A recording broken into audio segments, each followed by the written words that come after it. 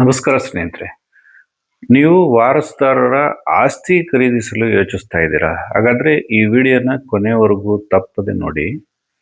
ಯಾಕಂದ್ರೆ ವಾರಸುದಾರರ ಆಸ್ತಿ ಒಂದು ಸಣ್ಣ ತಪ್ಪು ಕೂಡ ನಿಮ್ಮ ಲಕ್ಷಾಂತರ ರೂಪಾಯಿಗಳನ್ನ ಕಳೆದುಕೊಳ್ಳಂತೆ ಮಾಡಬಹುದು.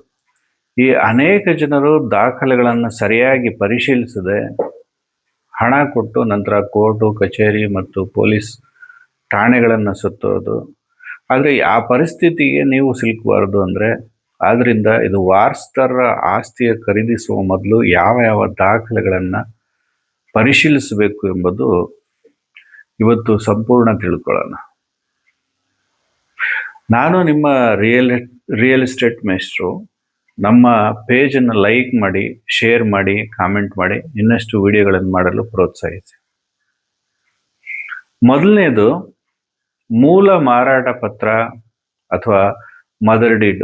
ಆಸ್ತಿ ಮೂಲತಃ ಯಾರಿಗೆ ಸೇರಿತ್ತು, ಅದು ಹೇಗೆ ಬಂತು, ಯಾರಿಂದ ಯಾರಿಗೆ ವರ್ಗಾವಣೆ ಆಯಿತು, ಈ ಸಂಪೂರ್ಣ ದಾಖಲೆಗಳ ಸರಪಳಿಯನ್ನು ನೀವು ನೋಡಿ. ಎರಡನೇದು ಮರಣ ಪ್ರಮಾಣ ಪತ್ರ. ಮೂಲ ಮಾಲೀಕರು ನಿಧನ ಆಗಿದ್ರೆ ಅವರ ಡೆತ್ ಸರ್ಟಿಫಿಕೇಟನ್ನು ತಪ್ಪದೆ ನೋಡಿ. ಇದು ವಾರಸುದಾರರ ಹಕ್ಕನ್ನು ದೃಢಪಡಿಸುವ ಮೊದಲ ದಾಖಲೆ. ಮೂರನೇದು ಲೀಗಲ್ ಹೈರ್ಸ್ ಸರ್ಟಿಫಿಕೇಟು ಅಥವಾ ಸರ್ವೇರ್ಶಿಪ್ ಸರ್ಟಿಫಿಕೇಟ್. ಮೃತ ಮಾಲೀಕರ ಕಾನೂನುಬದ್ಧ ವಾರಸುದಾರರು ಯಾರು ಎಂಬುದನ್ನು ಈ ದಾಖಲೆ ತಿಳಿಸುತ್ತೆ. ಈ ದಾಖಲೆ ಇಲ್ಲದೆ ವಾರಸುದಾರರ ಆಸ್ತಿ ಖರೀದಿಸುವುದು ಅಪಾಯ, ಕಟ್ಟಿಟ್ಟ ಬುತ್ತಿ. ನಾಲ್ಕನೇದು ಈ ಎಲ್ಲ ವಾರಸುದಾರರ ಒಪ್ಪಿಗೆನ ಒಬ್ಬ ವ್ಯಕ್ತಿಗೆ ಆಸ್ತಿ ಮಾರಾಟ ಮಾಡ್ತಿದ್ದಾನ ಅಥವಾ ಉಳಿದ ಎಲ್ಲ ವಾರಸುದಾರರು ಒಪ್ಪಿಗೆ ನೀಡಿದಾರ, ಅವರ ಸಹಿನೂ ಇದೆಯಾ, ರಿಜಿಸ್ಟರ್ಡ್ ರಿಲೀಸ್ ಡೀಡ್ ಮಾಡಿಸ್ಕೊಂಡಿದಾರ ಎಂಬುದನ್ನು ನೋಡ್ಕೋಬೇಕು. ಐದನೇದು partition deed, family settlement deed. ಕುಟುಂಬದ ಸದಸ್ಯರ ನಡುವೆ ಈಗಾಗಲೇ ಆಸ್ತಿ ಹಂಚಿಕೆ ಆಗಿದ್ರೆ ಅದರ ನೋಂದಾಯಿತ ದಾಖಲೆಗಳನ್ನು ಪರಿಶೀಲಿಸಿ. ಆರನೇದು ಮ್ಯೂಟೇಷನ್ ಖಾತಾ. ವಾರಸುದಾರರ ಹೆಸರಿಗೆ ಖಾತೆ ವರ್ಗಾವಣೆಯಾಗಿದೆಯಾ, ಮ್ಯೂಟೇಷನ್ ಎಂಟ್ರಿ ಆಗಿದೆಯಾ, ರೆವಿನ್ಯೂ ರೆಕಾರ್ಡ್ಸ್ನಲ್ಲಿ ಅವರ ಹೆಸರು ಬಂದಿದೆಯಾ ಎಂಬುದನ್ನು ನೀವು ಚೆಕ್ ಮಾಡ್ಕೋಬೇಕು. ಏಳನೇದು ಈ RTC, ಪಾಣಿ, ರೆಕಾರ್ಡ್ಸ್ ಆಫ್ ರೈಟ್ಸು. ಕೃಷಿ ಜಮೀನಾದರೆ ಪ್ರಸ್ತುತ RTCಯಲ್ಲಿ ಯಾರ ಹೆಸರು ಇದೆ, ಬೆಳೆ ವಿವರಗಳು ಸರಿಯಾಗಿದೆಯಾ, ಯಾವುದಾದ್ರೂ ವಿವಾದ ಇದೆಯಾ ಅನ್ನೋದನ್ನ ನೋಡ್ಕೋಬೇಕು. ಎಂಟನೇದು ಎನ್ಕಂಬ್ರೆನ್ಸ್ ಸರ್ಟಿಫಿಕೇಟು. ಕಳೆದ ಹಲವು ವರ್ಷಗಳ EC ಪಡೆದು ಪರಿಶೀಲಿಸಿ ಮಾರ್ಟಿಗೇಜು, ಸೇಲು, ಕೋರ್ಟ್ ಅಟ್ಯಾಚ್ಮೆಂಟು ಅಥವಾ ಬೇರೆ ಯಾವುದೇ ನೋಂದಾಯಿತ ವ್ಯವಹಾರಗಳಿವೆಯಾ ಅದನ್ನು ತಿಳ್ಕೋಬೇಕು. ಒಂಬತ್ತನೇದು ಟ್ಯಾಕ್ಸ್ ಪೇಡ್ ರಿಸಿಪ್ಟ್ಸು. ಆಸ್ತಿಯ ಎಲ್ಲ ತೆರಿಗೆಗಳನ್ನು ಸರಿಯಾಗಿ ಪಾವತಿಸಿದಾರ, ಬಾಕಿ ಏನಾದರೂ ಇದೆಯಾ, ಇದನ್ನು ಪರಿಶೀಲಿಸುವುದು ಬಹಳ ಮುಖ್ಯ. ಹತ್ತನೇದು ಈ ಕೋರ್ಟ್ ಕೇಸು, ಈ ಆಸ್ತಿ ಬಗ್ಗೆ ಯಾವುದಾದ್ರೂ ನ್ಯಾಯಾಲಯದಲ್ಲಿ ಪ್ರಕರಣ ಇದ್ದರೆ ನಡೀತಿದೆಯಾ, ಸ್ಟೇ ಆರ್ಡ್ರ್ ಇದೆಯಾ, ಇಂಜೆಕ್ಷನ್ ಆರ್ಡ್ರ್ ಇದೆಯಾ, ಇವುಗಳನ್ನು ನೀವು ತಿಳಿಯದೆ ಖರೀದಿಸಿದ್ರೆ ದೊಡ್ಡ ಸಮಸ್ಯೆಯಲ್ಲಿ ಸಿಕ್ಕೊಂತೀರ.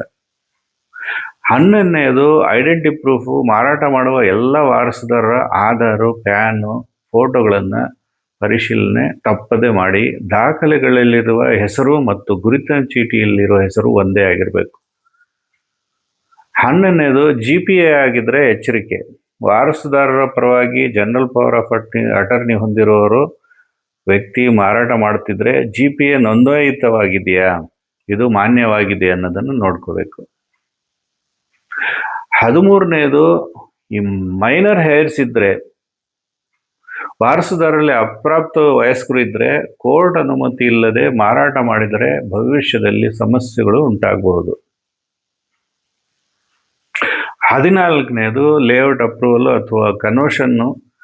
ಈ ಸೈಟ್ ಆಗಿದ್ರೆ ಲೇಔಟ್ ಅಪ್ರೂವಲ್ ಇದೆಯಾ, ಕೃಷಿ ಜಮೀನಾದರೆ DC ಕನ್ವರ್ಷನ್ ಅಗತ್ಯ ಇದೆಯಾ, ಅದನ್ನೆಲ್ಲ ನೋಡ್ಕೋಬೇಕು. 13ನೇದು ಸ್ಥಳ ಪರಿಶೀಲನೆ. ದಾಖಲೆಗಳು ಮಾತ್ರ ಅಲ್ಲ, ಸ್ಥಳಕ್ಕೂ ಹೋಗಿ ನೀವು ಕಣ್ಣಾರೆ ಅಕ್ಕಪಕ್ಕದವರನ್ನು ಕೇಳಿ ನಿಜವಾಗಿಯೂ ಮಾರಾಟ ಮಾಡೋರು ಸ್ವಾಧೀನದಲ್ಲೇ ಆಸ್ತಿ ಇದೆ ಅನ್ನೋದನ್ನ ಖಚಿತ ಮಾಡ್ಕೋಬೇಕು.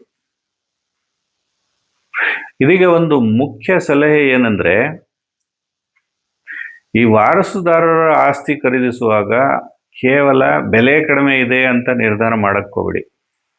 ದಾಖಲೆಗಳು ಸಂಪೂರ್ಣವಾಗಿದ್ರೆ ಮಾತ್ರ ಹಣ ಪಾವತಿಸಿ, ಅಗತ್ಯವಿದ್ರೆ ಅನುಭವಿ ವಕೀಲರಿಂದ ಲೀಗಲ್ ಒಪಿನಿಯನ್ ಪಡೆಯೋದು ನಿಮ್ಮ ಜೀವನದ ದೊಡ್ಡ ಹೂಡಿಕೆಯನ್ನ ಸುರಕ್ಷಿತವಾಗಿರಿಸುತ್ತೆ. ಗಮನದಲ್ಲಿಡಿ, ವಾರಸುದಾರರ ಆಸ್ತಿ ಖರೀದಿಸುವುದು ತಪ್ಪಲ್ಲ, ಆದರೆ ದಾಖಲೆಗಳನ್ನು ಪರಿಶೀಲಿಸದೆ ಖರೀದಿಸುವುದು ದೊಡ್ಡ ತಪ್ಪು. ಈ ವಿಡಿಯೋ ನಿಮಗೆ ಉಪಯುಕ್ತವಾಗಿದ್ದರೆ ಲೈಕ್ ಮಾಡಿ, ಶೇರ್ ಮಾಡಿ ಮತ್ತು ರಿಯಲ್ ಎಸ್ಟೇಟ್ ಕುರಿತು ಇಂತಹ ಉಪಯುಕ್ತ ಮಾಹಿತಿಗಳಿಗಾಗಿ ನಮ್ಮ ಚಾನೆಲ್ ಅನ್ನು ಸಬ್ಸ್ಕ್ರೈಬ್ ಮಾಡಿ. ಧನ್ಯವಾದಗಳು. ಮತ್ತೆ ಮುಂದಿನ ವಿಡಿಯೋದಲ್ಲಿ ಭೇಟಿಯಾಗೋಣ.